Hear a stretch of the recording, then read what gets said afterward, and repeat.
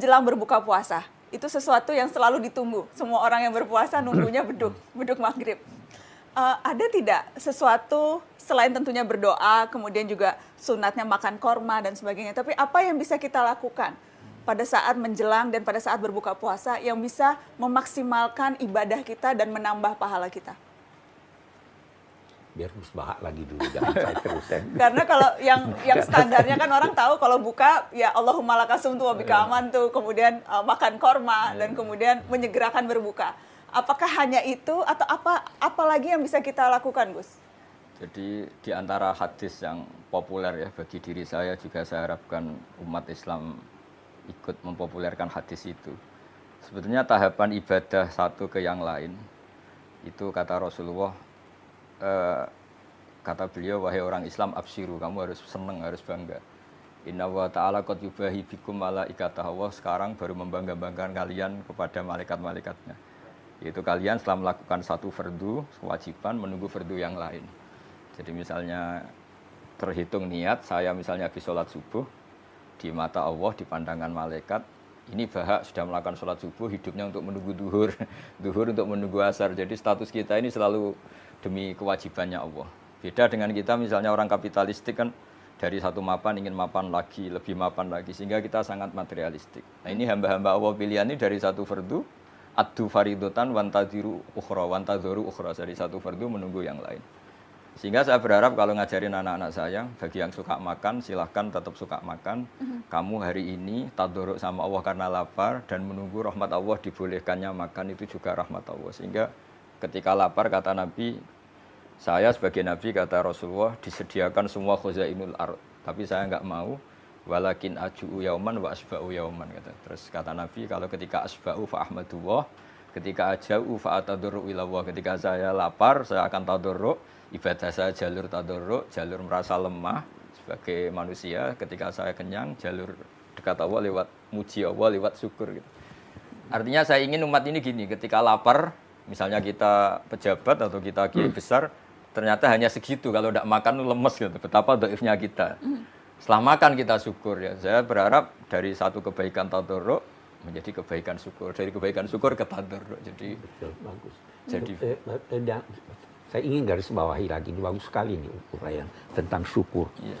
Selama ini yang populer, tujuan puasa itu takwa. La'allakum tattaqun. Iya. Nah, padahal sebenarnya ultimate goal-nya itu syukur. Walitukmilul iddata walitukabbirullaha ala ma hadakum wa la'allakum tashkurun. Jadi syukur ini penting.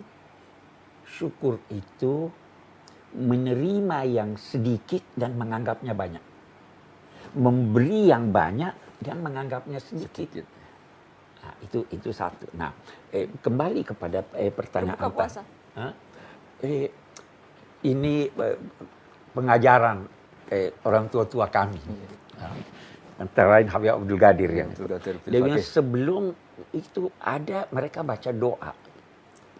Astaghfirullah, asyhadu an la ilaha illallah, astaghfirullah, nas'alukal jannata wa na'udzubika. Itu diulang-ulang. Kalau di kampung jadi pujian. Iya toh. Nas'aluka ridhoka wal jannah wa na'udzubika min sakhatika wan nar. Itu kan jadi pujian kalau di kampung. Betul. Nah, itu mengingatkan kita bahwa kita perlu selalu memperbarui iman kita. Ada sesuatu yang boleh jadi karena perjalanan masa atau pengalaman mengeruhkan iman itu. Kita perbarui. Ini berarti kita harus paham betul apa arti syahadat. Istighfar. Perlu. Kita semua berdosa. Nah, kemudian usahakan menghindar dari neraka atau meraih sorga. Usahanya itu bisa ittaqun nara walau bisyikki tamrah. Ya toh? Hindari neraka walaupun hanya sepotong kurma. Berbuat baik sama orang, kasih orang seteguk air. Nah itu semua kalau kita bisa lakukan, itu ibadah puasa kita akan sangat berarti. Dan itu diingatkan dalam doa ini tadi, pengalaman orang tua ini, itu diingatkan sebelum buka. Istighfar tadi, istighfar. Supaya tidak terarah semua pikiran itu pada makanan yang tersedia. Kalau tradisi berbuka Gus Baha dan keluarga biasanya seperti apa Gus? Langsung makan besar atau seperti apa? Penasaran pengen tahu. Kalau di pesantren umumnya itu kan rata-rata ngaji Fathul Mu'in ya. Di antaranya yang diceritakan adalah makalah banyak sahabat termasuk Sayyidina Ali atau Syiah alal iyal ya. Jadi mereka karena masih anak-anak harus diservis dengan longgar lah. Nah karena mereka longgar kayaknya yang tua juga agak-agak iri lah ikut longgar juga. Jadi longgarnya gimana Gus? Longgarnya artinya anak-anak ya sudah minta makan apa saja diturutin gini-gini. Tapi di balik itu sebenarnya ada kearifan, kata bapak saya, ibu saake sing dagang dibelanjani gitu. Jadi kearifan itu selalu dijaga. Saya punya cerita di kitab Bukhari, itu bagus sekali menurut saya. Suatu saat Nabi Ayub, kalau di Bukhari ini Nabi Ayub, dia setelah dihukum dan menjadi kaya raya lagi, kemudian dia melihat ada belalang dari emas, beliau ngambil banyak sekali.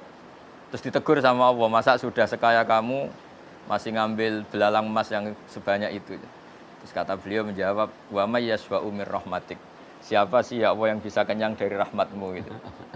Jadi artinya tradisi Mbah Mun, bapak saya, semua orang-orang soleh itu ketika longgar beberapa menu makanan tuh, wong Allah sugih ora ngarah bangkrut gitu. Wong Allah apiane gak apa-apa dinikmati. Jadi apa ya, orang-orang soleh itu pilihan apapun tuh kembali kepada Allah Subhanahu wa taala.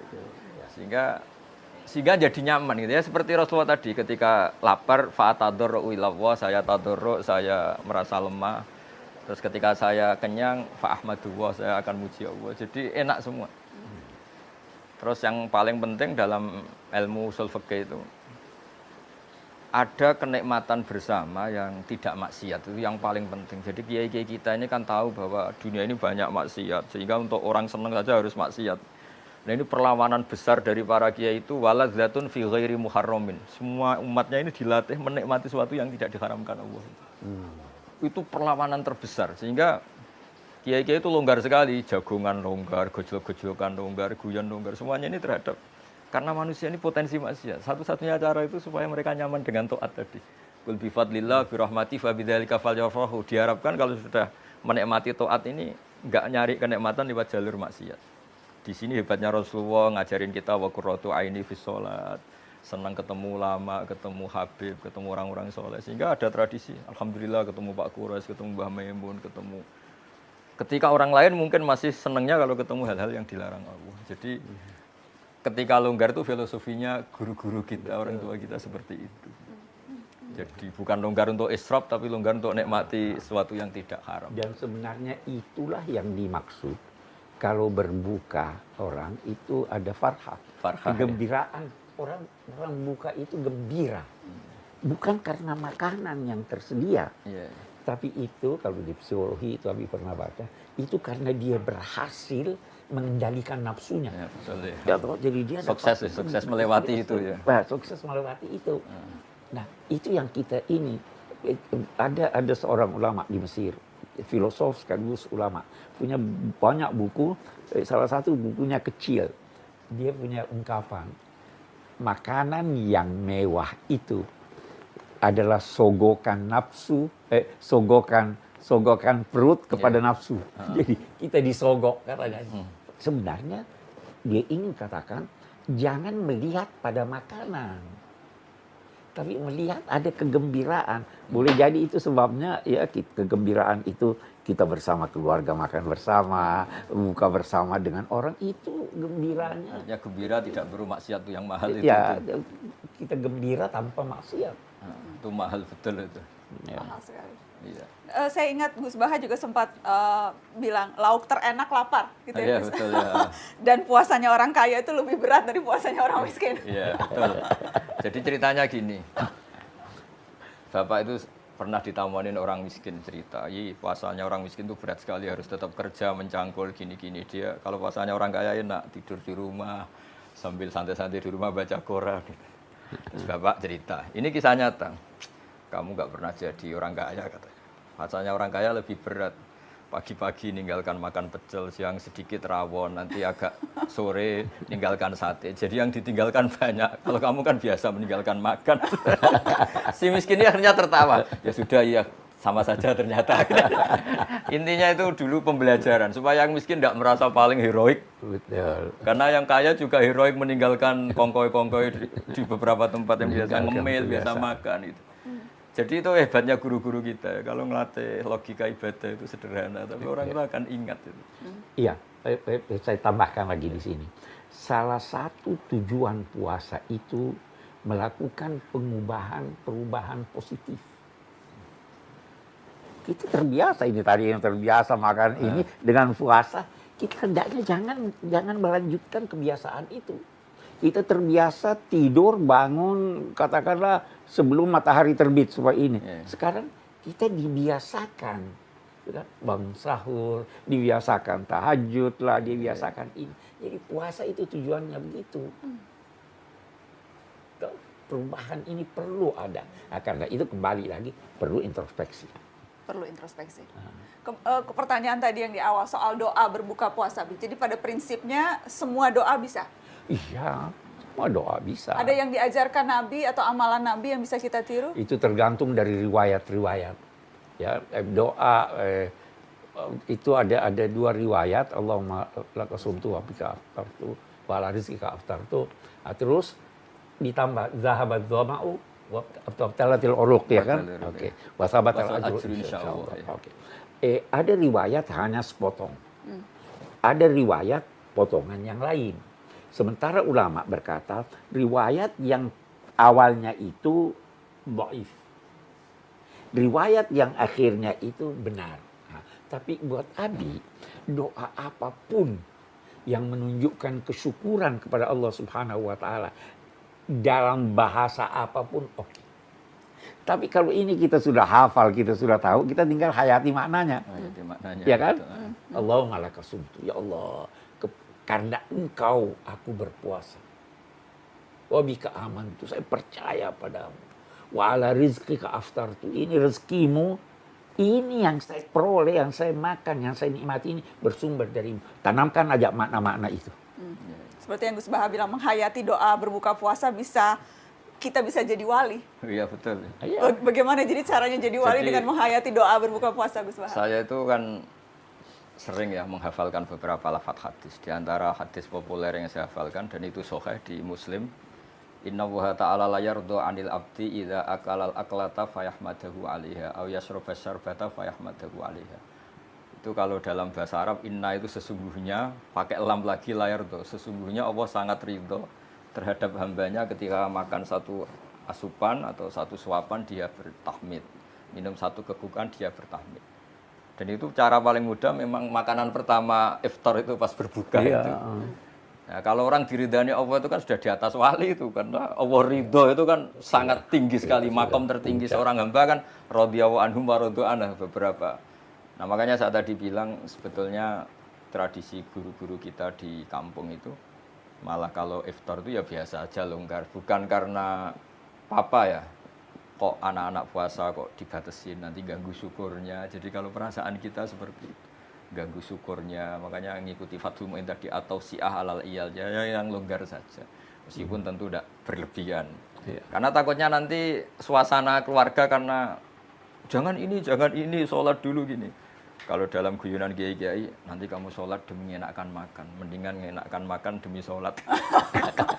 Itu ada ilmunya, kata Nabi kan gitu. Ketika makanan sudah disiapkan, kamu makan dulu baru sholat. Supaya sholatnya biar in karena sudah makan. Jangan dibalik. Sholat dulu biar makannya enak. Ini kan berarti sholat. Jadi guru-guru kita meskipun guyon tapi filosofi itu luar biasa. Betul. Jadi enggak, ya sudahlah kayak umumnya orang saja, enggak usah terlalu berdele-dele. Jadi ketika saya sering ceramah lah atau ngaji bilang makan bisa jadi wali itu di sini. Apalagi darinya Rasulullah SAW. Dulu Nabi makan itu satu cara untuk nafyu rububiyah. Sehingga di sebagian ayat Nabi disifati wa ma arsalna qablaka minal mursalin illa innahum la yaquluna ta'am. Tapi ini bukan sekedar makan, karena Nabi Muhammad jadi nabi setelah Nabi Isa karena terlalu sempurna dianggap Tuhan. Makanya Nabi menunjukkan kalau nggak makan itu lapar, beliau makan untuk memaklumatkan saya ini manusia, tidak Tuhan. Nah kalau kita dengan puasa jadi begitu, puasa katanya presiden, katanya menteri, katanya ulama besar, nak makan ternyata loyo, betapa lemahnya saya, ini kan bagus untuk tadarruk tadi. Iya. Nah nilai-nilai itu yang menjadikan ini super tadi ya, ketika lapar ya ibadahnya super, tadarruk, ketika makan juga super karena tahmid tadi. Ya, kita berharap.